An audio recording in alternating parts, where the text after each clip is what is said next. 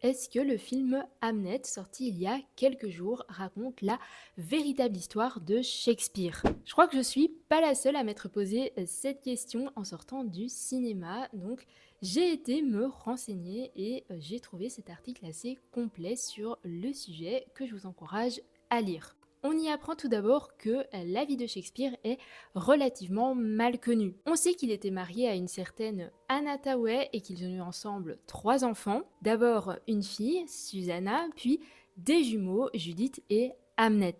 Mais Shakespeare devait régulièrement s'absenter car il travaillait à Londres aux côtés de sa troupe. Il était donc probablement absent lors de la mort de son fils à 11 ans et 3 ans plus tard, il écrit Hamlet, une tragédie qui semble lui être dédiée. Le reste, c'est principalement des suppositions. Par exemple, on ne sait pas si Hamlet est véritablement mort de la peste, mais c'était l'une des morts les plus fréquentes à l'époque, donc c'est la version qui a été retenue par Maggie O'Farrell, l'autrice du livre dont est tiré ce film. Aussi, elle choisit de renommer Anne en Agnès, car c'est le nom que lui donne son père dans son testament, et elle considère qu'il est plutôt bien placé pour connaître son prénom.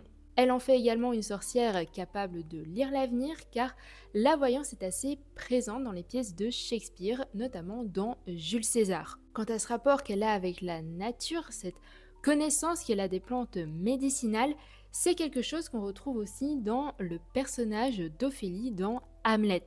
Maintenant, on n'a pas vraiment moyen de savoir si elle et Shakespeare s'aimaient véritablement comme c'est montré dans le film. Pendant longtemps, les spécialistes ont dit qu'il s'était senti obligé de l'épouser car elle était tombée enceinte et qu'il vivait une partie du temps à Londres pour la fuir. Mais ici, l'autrice et la réalisatrice avaient envie de prendre le contre-pied de cette représentation, sans doute portée par des biais sexistes, pour en donner une meilleure image, même si au final on n'a aucun moyen de connaître la vérité. C'est la même chose concernant Hamlet, on peut interpréter et y voir un moyen pour Shakespeare de faire ses adieux à son fils, mais rien n'est explicite. Par contre, c'est vrai qu'on a pas mal dit que Shakespeare aurait lui-même joué le fantôme du père d'Hamlet, ce qui laisse penser qu'il était émotionnellement très impliqué dans cette pièce. Et sur ce, j'espère que cette vidéo aura pu vous éclairer, voire vous donner envie de découvrir ce très beau film si ce n'est pas déjà fait.